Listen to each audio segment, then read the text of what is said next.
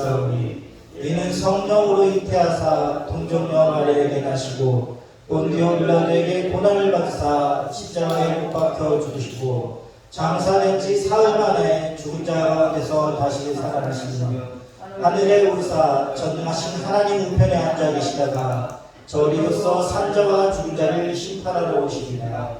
성령을 믿사오며 거룩한 공예와 성도가 서로 교통하는 것과 죄를 사하여 주시는 것과 몸이 다시 사는 것과 영원히 사는 것을 믿사옵나이다. 우리 성령의 현례에 찬양하신 뒤에 기도하시겠습니다.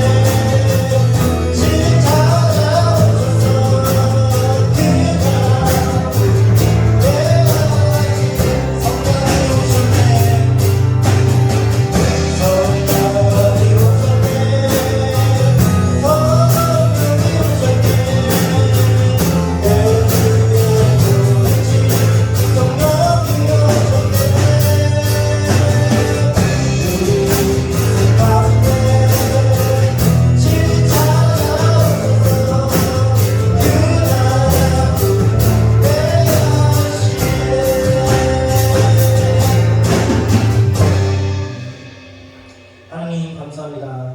하나님 오늘도 우리에게 일용할 양식을 주신 것처럼 오늘도 일용할 말씀을 주신 주님의 은혜를 감사합니다.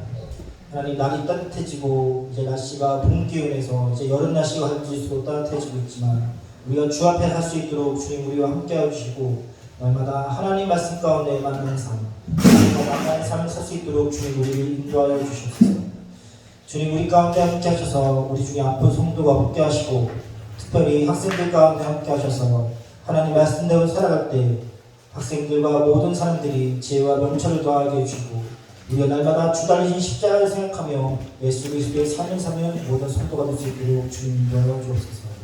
예배 가운데 함께 하신 주님을 찬양합니다. 살아계신 예수 그리스도로 드리었습니다.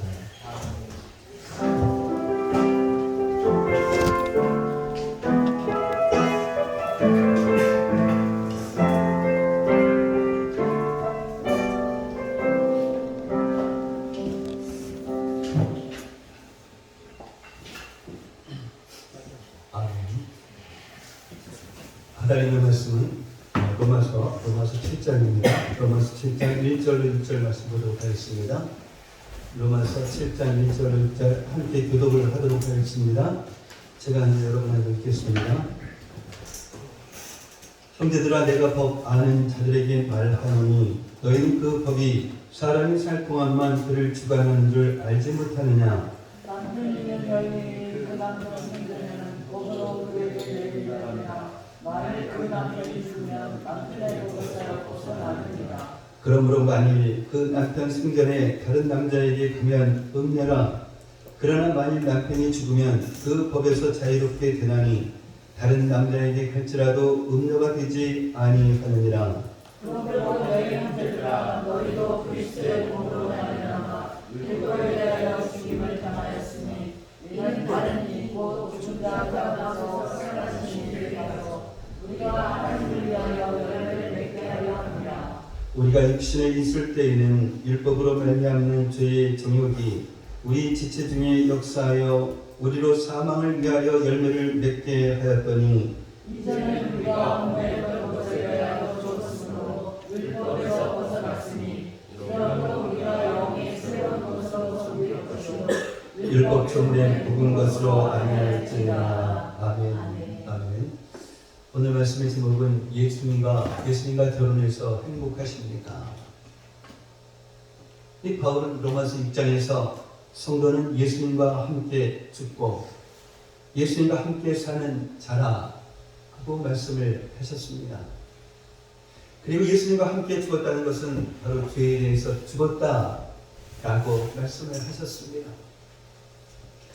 그리고 오늘부터 보게 되는 이 로마서 7장에서 이 죄에 대하여 죽었다라고 하는 것은 죄가 죄임을 알려주는 그런 율법에 대해서 죽은 것이다 라고 말씀을 하십니다. 그러면서 성도와 이 율법의 관계에 대해서 자세히 말씀하고 있습니다. 그리고 오늘 본문을 보면 우리와 이 율법과의 관계를 혼인 관계를 비유로 말씀을 하고 있습니다. 또한 바울은 이 율법에 대하여 죽은 우리가 예수님과 연합한 자가 되었다라고 말씀을 하십니다. 즉 예수님과 결혼한 자가 되었다라는 것입니다. 먼저 바울은 우리들의 첫 번째 남편이 이 율법이었다라고 말씀합니다. 물론 여기서 말씀하고 있는 이 율법은 하나님께서 모세를 통해 이스라엘 백성에게 주셨던 그 율법을 말합니다. 이 말씀을 들을 때 우리가 드는 이 생각은 우리와 이 율법이 무슨 상관이 있을까 하는 것입니다. 이스라엘 그 백성들의 사람들의 관점에서 본다라고 하면 우리들은 율법을 받지 못한 그런 이방인들 아닙니까? 실제로 이 로마서를 읽는 로마 교회의 성도들 중에는 유대인뿐 아니라 이방인들도 있었습니다. 바울은 로마서 2장 12절 이하의 말씀에서 이방인에게도 마음에 새긴 이 율법이 있는데 그것은 곧 양심이다. 양심이라고 말씀합니다. 그러므로 이 모세를 통해서 받은 이 율법을 가지고 있든지 아니면 이 마음에 새긴 양심의 율법을 가지고 있든지 모든 사람의 첫 번째 남편은 율법이라는 것입니다. 유대인들이 아니고는 그들이 율법 앞에서 느끼는 그 마음을 이해하기는 쉽지 않을 것입니다. 그런데 사도행전 15장을 보면 거기에는 유대인들의 그 율법에 대한 그 심정을 엿볼 수 있는 그런 사건이 나옵니다. 예루살렘 교회에서 회의가 열렸는데 주제는 이것이었습니다. 예수님을 믿게 된 그런 이방인들도 유대인들처럼 할례를 받아야 하느냐 아니면 받지 않아도 되느냐 하는 것이었습니다. 할례를 받는다라고 하는 것은 곧 이 율법에 대한 의무를 가지게 되는 것입니다. 그때 베드로가 이방인들에게 할례를 행하는 것을 반대하면서 이렇게 말씀합니다. 사도행전 15장 10절 말씀입니다. 함께 읽겠습니다.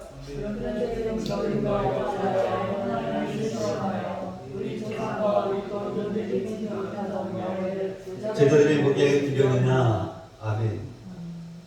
베드로는 이 율법을 멍에로 말씀하고 있습니다. 그 멍에는 조상들도 그리고 자신들도 능히 이기지 못하는 그런 멍에입니다. 사도와 장로들이 다 모인 그런 자리에서 했던 말이라는 것을 생각한다라고 하면 비단 이것은 베드로 한 사람만의 그 생각이 아니었을 것입니다. 실제로 유대인들은 무려 600개가 넘는 이 율법의 규칙들을 지키려고 얼마나 노력했는지 모릅니다. 그런데 문제는 그렇게 열심히 율법을 지키려고 노력했지만 율법을 온전히 지킬 수가 없었다라는 것입니다. 그러나 지킬 수도 없는 이 율법을 포기하는 것은 더더욱 상상할 수도 없는 그런 일이었습니다.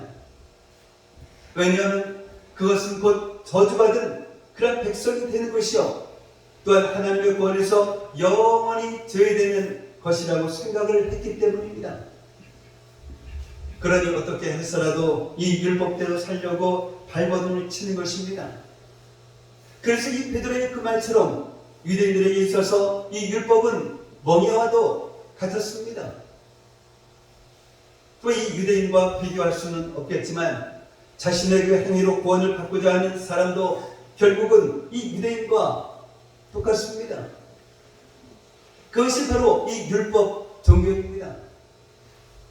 율법 종교는 정해진 기회를 지킴으로 구원을 받을 수 있다라고 가르칩니다. 그러니 이 죽을 때까지 그 규칙을 지켜야 합니다.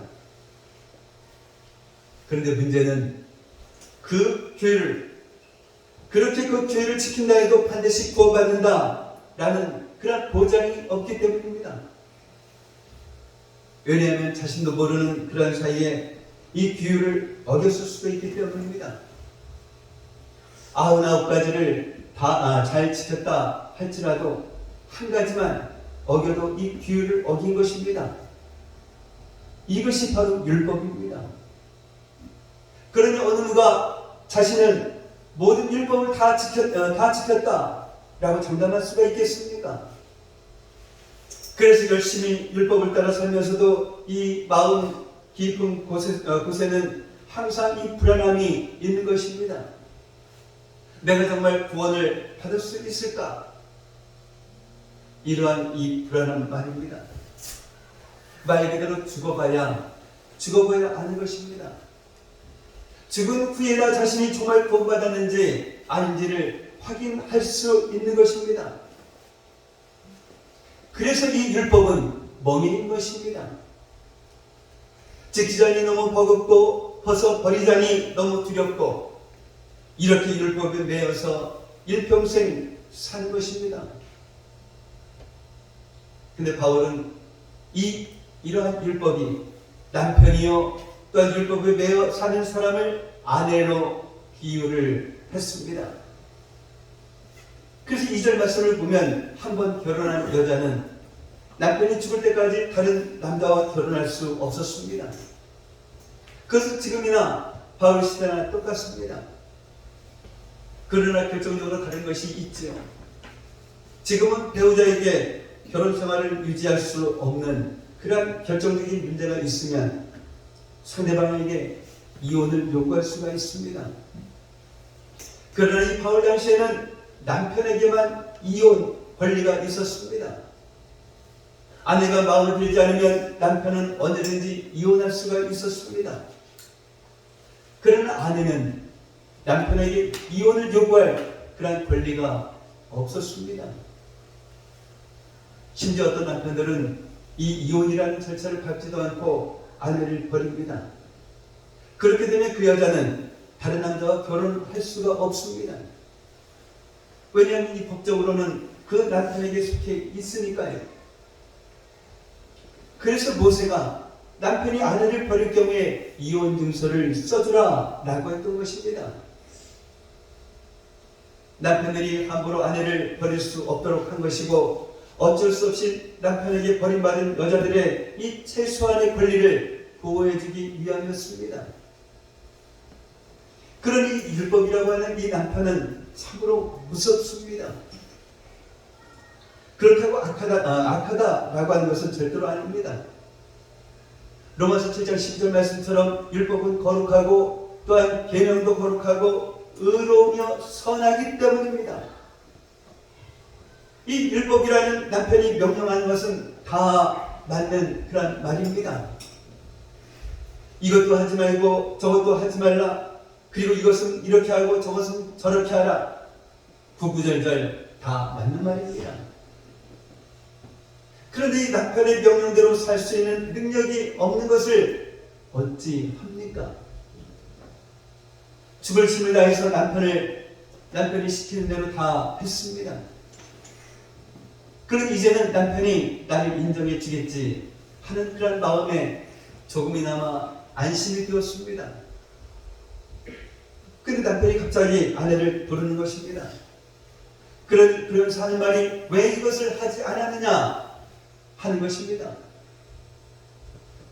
아내가 생각해 보니까 다른 명령을 열심히 지키느라 그것을 깜빡하고 말았던 것입니다.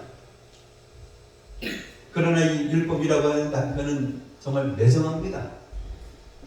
잘 지킨 99가지를 보고 눈 감아주는 것이 아니라 지키지 못한 그 한 가지 때문에 아내를 정죄합니다. 봐라, 이래서 너는 죄인이다. 이것이 너의 한계다. 이런 너를 내가 어떻게 인정해 줄 수 있느냐라고 정죄합니다. 그러니 이 율법이라는 남편 앞에 설 때마다 이 가슴이 조마조마하는 것입니다. 또 오늘은 남편이 무슨 허물을 들춰낼까 하고 말입니다. 한마디로 미치는 것입니다. 그렇다고 이혼할 수도 없습니다. 아내에게는 이혼할 권리가 없기 때문입니다. 그러면 율법 남편이 자신의 마음에 들지 않는 이 아내를 놓아주면 좋겠는데 그런 일은 절대로 또한 하지 않습니다. 이러한 남편에게서 자유하게 되는 방법이 딱 하나 있습니다. 이 보통 남자가 여자보다 일찍 죽지 않습니까? 그러니 이 남편이 빨리 죽기를 기다리는 것입니다. 남편이 죽으면 남편의 법에서 벗어나기 때문입니다. 그래서 절망적인 것은 이 남편이 절대로 죽지 않는다라는 것입니다. 마태복음 5장 18절 말씀 보겠습니다. 읽겠습니다. 천지가 없어지기 전에는 율법의 일조도 결코 없어지지 아니하고 다 이루리라. 아멘. 이 천지가 없어지기 전에는 없어지지 않는데요. 죽지 않는데요. 결국 이 율법 남편에게서 벗어나는 방법은 단 하나밖에 없습니다. 어떤 것입니까? 아내가 죽는 것입니다. 아내가 죽으면 이 율법에서 벗어날 수 있습니다. 그래서 예수님께서 우리를 대신하여서 십자가에서 죽으신 것입니다. 갈라디아서 3장 13절 말씀 보겠습니다. 읽겠습니다. 그리스도께서 우리를 위하여 저주를 받은 바로사 율법의 저주에서 우리를 속량하셨으니 이는 마음을 달래 잡아가 저주의 인정하여 하셨으라. 아멘. 아멘. 이 모세의 율법을 지키지 못한 사람이나 이 마음에 새긴 양심의 율법을 지키지 못한 그런 사람이나 율법을 지키지 못한 모든 사람에게는 이 사망의 저주가 있습니다. 그것은 지옥의 심판입니다. 왜 그럴까요? 이 죄의 삭은 사망이기 때문입니다.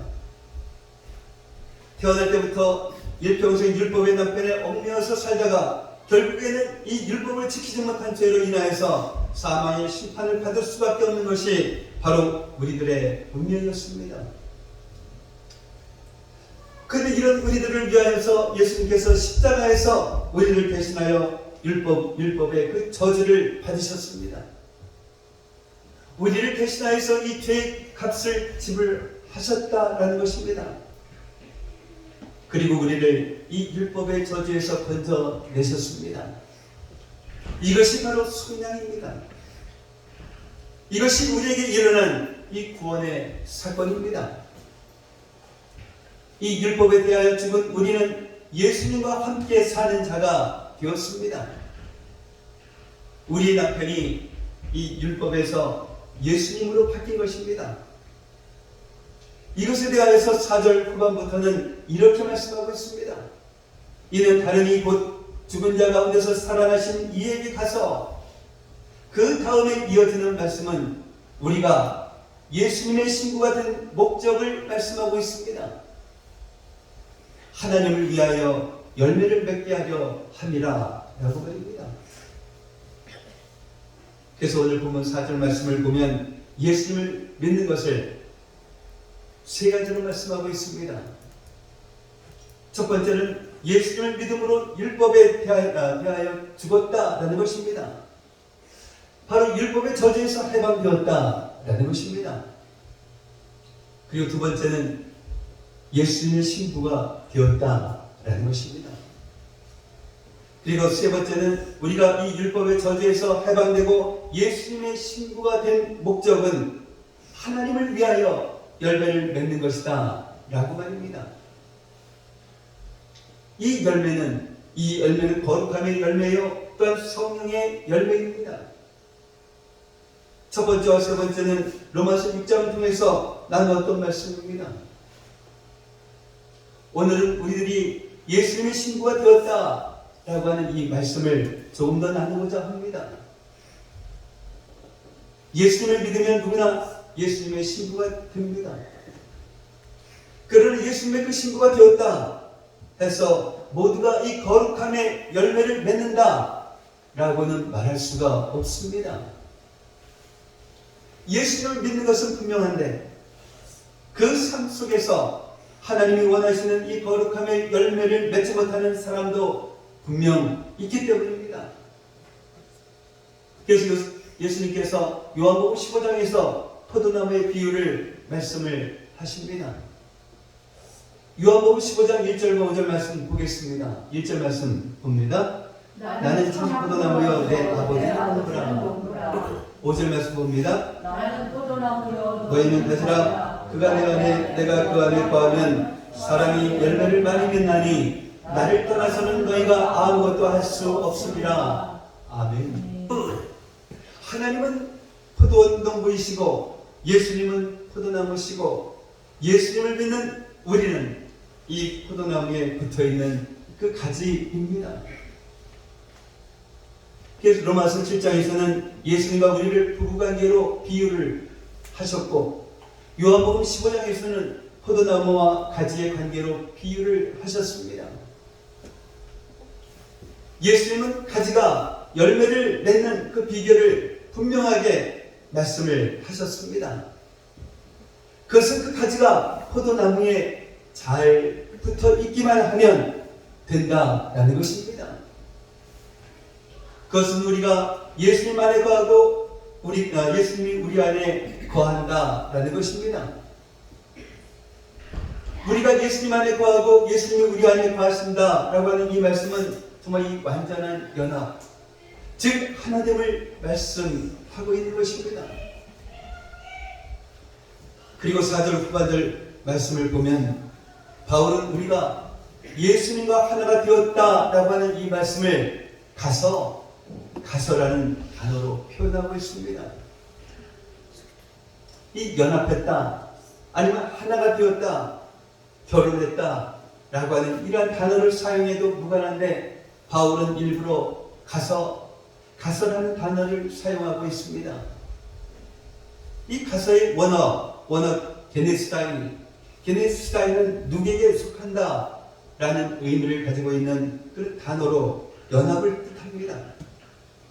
그래서 요한복음 5장 15장 5절에 그가 내 안에 내가 그 안에 거하는 것을 뜻하는 그러한 단어입니다. 오늘 설교 제목이 예수님과 결혼해서 행복하십니까? 사실 오늘 본문 말씀과는 좀 어울리지 않는 그런 제목이죠. 본문 그대로를 설교 제목으로 한다라고 하면 하나님을 위하여 열매를 맺는 예수님의 신부. 좀 길지만 이 정도 하면 무난하지 않을까 생각합니다. 하나님을 위하여 열매를 맺는 것이 우리를 예수님의 신부로 삼으신 목적이니 말입니다. 그러나 이 열매를 맺자라는 이 말씀 앞에 이런 생각이 들었습니다. 이 열매는 하나됨의 자연스러운 그런 결과물이라는 것입니다. 열매를 맺어야 한다라고 말하지 않아도 하나가 되면 열매는 자연히 맺게 된다라는 것입니다. 지난주에 거룩하기 원합니다 라는 이 제목으로 말씀을 나눴습니다. 이 거룩하게 살아야 합니다 라고 하지 않은 그런 이유가 있습니다. 그 말이 그 말 같지만 사실은 많이 다르기 때문입니다. 거룩하게 살아야 합니다. 이 분명 맞는 말씀입니다. 우리 중에 거룩하게 살아야 한다라고 하는 것을 모르는 사람이 어디 있겠습니까? 거룩하게 살아야 한다는 것을 몰라서 거룩하게 살지 못하는 것입니까? 그게 아니지요. 우리의 안타까움은 이 거룩하게 살고 싶은 그런 간절함이 없다라는 것입니다. 거룩하게 살고 싶은 마음이 없는 사람에게는 거룩하게 살아야 합니다 라는 이 말씀은 이 율법처럼 느껴집니다. 정말 아주 무거운 멍에처럼 느껴집니다. 내가 지금 거룩하게 살지 못하는데 자꾸만 이 거룩하게 살라 라고 하는 이 말씀을 들으면 이 존재감만 커집니다. 이 거룩하게 사는 것은 하나님의 뜻입니다. 그러나 거룩하게 살라고 말씀하시는 그 하나님의 마음을 모르는 사람에게는 거룩하게 살라라고 하는 이 말씀은 무거운 짐입니다. 멍에입니다. 그렇지 않아도 세상 살기 힘든데 거기다가 또 거룩하게 살라라고 하는 짐까지 주어지니 이건 정말 죽을 맛입니다. 하나님의 그 마음을 모르면 이렇게 됩니다. 그러나 하나님의 거룩하게 살라고 말씀하시는 그 하나님의 마음을 알면 더 이상 그것은 짐이 아니라 우리의 소원이 되는 것입니다. 그것이 우리를 사랑해서 우리가 잘 되려고 하시는 그러한 말씀이라는 것을 알면 더 이상 그것은 멍해가 아니라 우리를 자유하게 하는 그러한 진리가 됩니다. 정말 하나님 아버지의 그 마음을 알면 우리 안에 거룩하게 살고 싶은 그런 소원이 생깁니다. 아주 간절함이 생깁니다. 마찬가지로 하나님을 위하여 열매를 맺는 것도 똑같은 이치입니다. 우리 중에 거룩한 열매를 맺어야 한다라고 하는 것을 모르는 분이 어디 있겠습니까? 그러나 이 거룩함의 열매는 우리의 힘으로는 맺을 수 있는 것이 아닙니다. 만약에 우리의 힘으로 거룩함의 열매를 맺을 수가 있다고 하면 예수님께서 저 십자가에서 죽으실 필요가 없었습니다. 문제는 우리의 힘으로는 절대로 거룩함의 열매를 맺을 수 없다라는 것입니다. 그래서 예수님께서 십자가에서 죽으신 것이고, 그래서 예수님과 우리가 결혼한 것 아니겠습니까? 그런데 결혼했다라고 다 아기를 낳습니까? 부부가 하나가 되어야 아기를 낳을 수가 있습니다. 결혼해서도 각방을 쓰면 절대로 아기를 낳을 수가 없습니다. 왜 각방을 씁니까? 부부 사이가 좋지 않으니까 각방을 쓰는 것입니다. 그런데 부부 사이가 행복하면 떨어지지를 않습니다. 행복한 부부는 서로 떨어지기를 싫어합니다. 행복한 부부는 항상 함께 있고 싶어 합니다. 예수님과 우리의 관계도 똑같습니다. 예수님은 우리를 너무나 사랑하시는 분이십니다. 여기에 대해서는 더 이상 말할 필요도 없을 것입니다. 왜냐하면 우리를 위해서 생명까지 주셨으니 말입니다. 문제는 아내된 우리들에게 있습니다. 우리가 예수님을 얼마나 사랑하느냐 하는 것입니다. 사랑하는 성도 여러분, 정말 예수님과 결혼해서 행복하십니까? 그렇다면 조금이라도 예수님과 떨어지고 싶지 않을 것입니다. 추우나 더우나 어떤 시련과 고난이 있어도 절대로 예수님과 떨어지지 않을 것입니다. 그래서 사전 말씀에 보면 우리가 예수님께 가서 열매를 맺는다 라고 말씀하고 있습니다. 예수님과 결혼해서 행복한 사람은 바로 예수님께로 갑니다. 예수님이 너무나 좋기 때문입니다. 예수님과 함께 있는 것이 행복하기 때문입니다. 예수님과 함께 하는 기쁨과 평안과 만족을 맛보았기 때문입니다. 이렇게 예수님께 가는 그런 사람은 저절로 이 열매를 맺습니다. 열매를 맺으려고 노력할 필요도 없습니다. 예수님과 결혼해서 행복한 사람에게는 열매를 맺어야 한다라는 이 말씀이 의무가 아닙니다. 그것은 그냥 기쁨입니다. 그리고 예수님을 인하여서 풍성한 열매를 맺어서 하나님께 영광 돌리는 그런 자신을 보면서 놀라게 됩니다.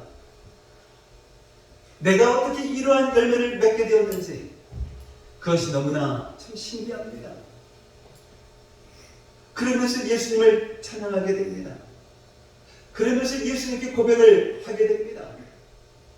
이 모든 것이 주님이 하셨습니다 라고 말입니다. 여러분 중에 예수님과 결혼은 했지만 별로 행복하지 않다라고 느끼시는 분이 있습니까? 그럴 수 있겠죠. 그러나 먼저 분명히 해야 할 것이 있습니다. 예수님과 우리의 그 사이에 문제가 있다면 그것은 전적으로 우리 때문이라는 것을 말입니다. 이 말에 마음이 불편해지는 분들이 있을지도 모르겠습니다. 아니, 나는 예수님을 사랑했습니다.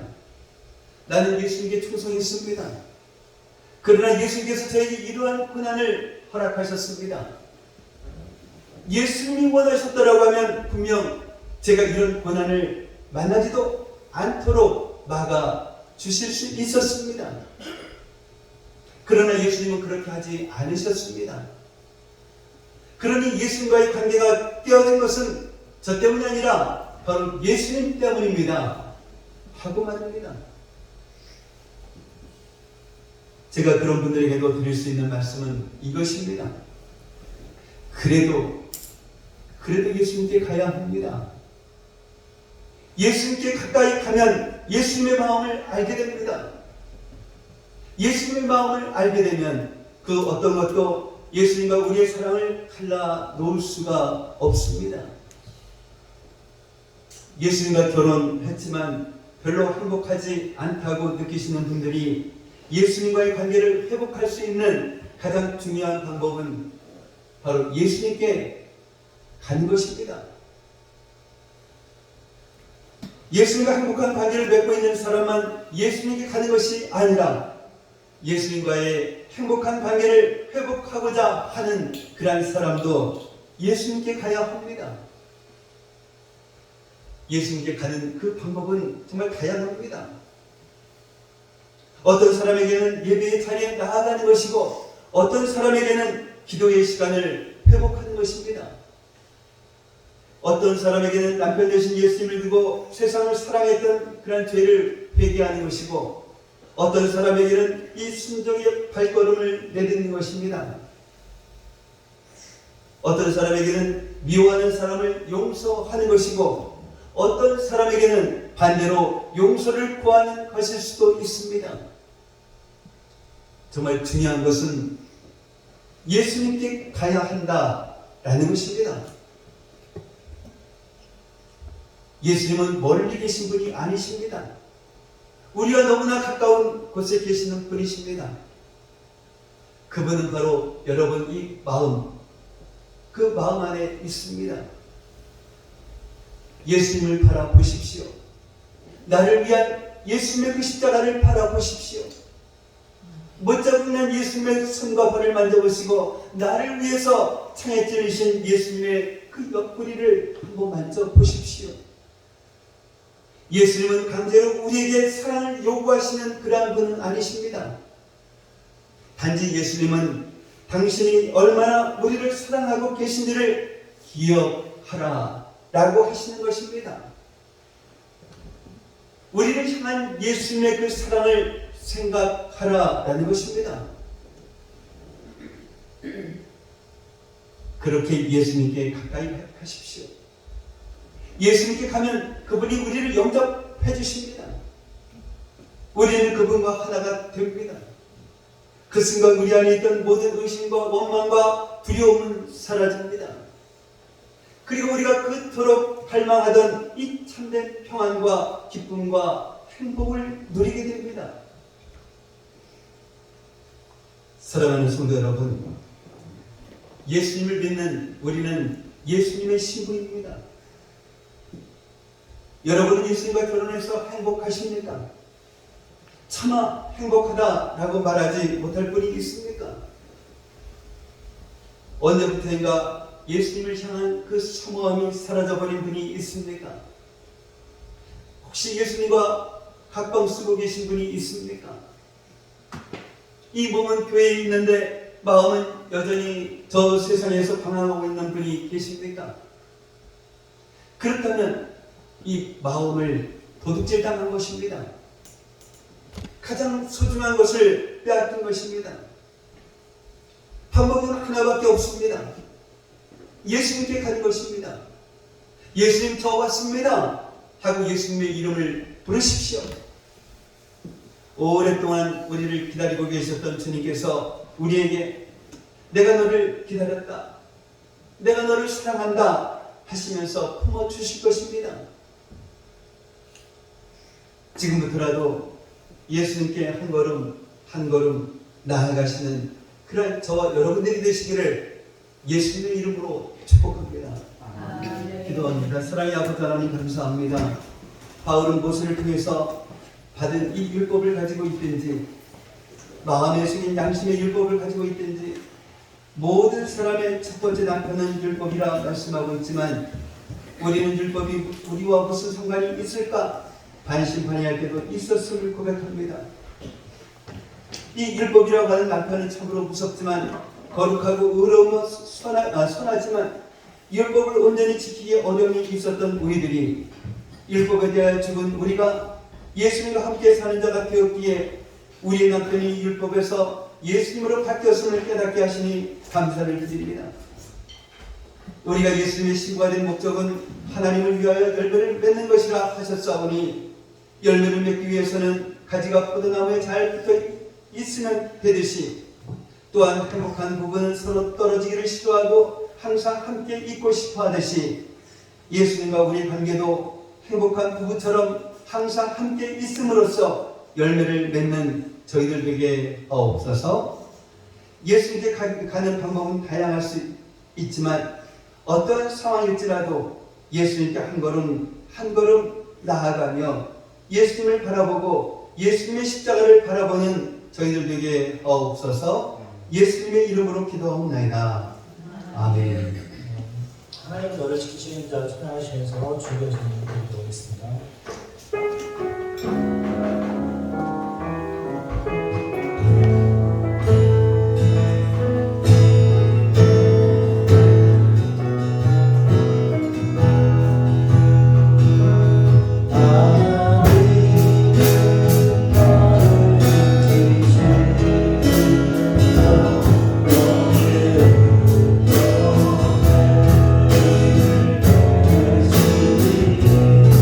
나를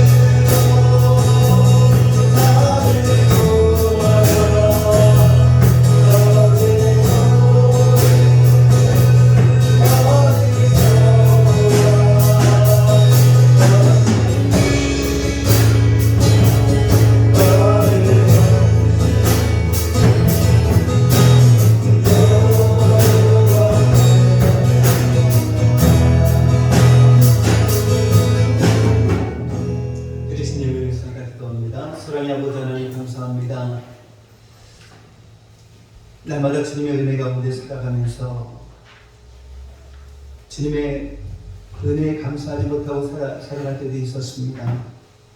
그러나 오늘 주님 앞에 거룩한 저희를 맞이하여 주님 앞에 나오면서 주님께서 저희들에게 베풀어 주신 그 모든 은혜를 생각하면서 정수오리 예물을 주님 앞에 올려드렸습니다. 하나님의 것입니다 하면서 하나님의 11절을 드렸습니다. 또한 주님께서 명령하신 선교의 사명 감당하기 위하여 선교 예물도 드렸습니다. 또한 주님께서 베풀어 주신 그 은혜에 감사하면서 감사 예물도 드렸습니다. 그리고 복되고 거룩한 날 주일 예물 주님 앞에 올려드렸습니다. 이처럼 올려드린 것은 손길 기억하시고 복의 복을 허락하여 주셔서 정말 이 세상 살아가기에 좀 더 부족함이 없는 그런 삶을 살아가는 저희 성도들 되게 하시고 우리 주변에 어려운 사람 그냥 지나치지 않게 하시고 저들의 손을 잡아주고 함께 나눠주는 그런 삶을 살아가기에도 조금 더 부족함 없는 그런 삶을 살아가는 저희 성도들 되게 하옵소서. 이 시간 드려진 이 예물이 주님 안에서 온전한 예물이 되게 하여 주시옵시고 이 예물이 사용되어지는 곳곳마다 놀라운 주님의 역사가 일어나게 하여 주시옵소서. 감사하며 축복하며 예수님의 이름으로 기도하옵나이다. 아멘. 오늘 함께 예배드리신 여러분을 예수님의 이름으로 환영하고 축복을 합니다. 이제 다음 주 대표기도는 오영희 집사님 준비하시기를 바랍니다. 5월은 정말 가정의 달입니다. 5일은 어린이날이고 8일은 어버이날이고 15일은 스승의 날이기도 합니다. 다음 주는 이 어린이날과 어버이날 함께 예배를 드려야 되지 않을까 생각합니다.